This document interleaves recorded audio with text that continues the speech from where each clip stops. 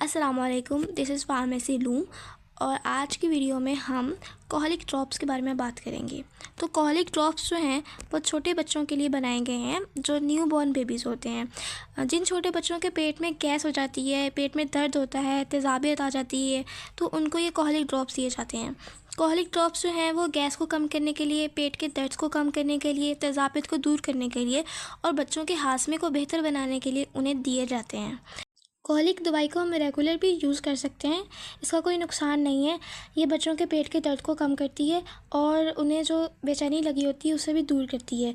अगर छोटा बच्चा है तो उसे दिन में 2 से 3 बार 10 से 5 ड्रॉप्स दिए जा सकते हैं। और अगर बच्चा जो है वो 6 महीने से बड़ा है तो उसे दिन में 10 से 15 ड्रॉप्स दिए जा सकते हैं, दिन में 2 से 3 बार, अगर उसके पेट में दर्द है, गैस है या कोई मसला है।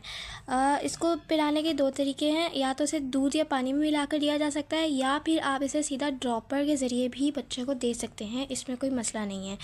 और अगर हम इसकी कीमत की बात कर लें तो ये फार्मेसी में 190 या 200 तक का मिल जाता है। कोलिक बहुत ही अच्छी दवाई है बच्चों के लिए, इसका कोई नुकसान नहीं है।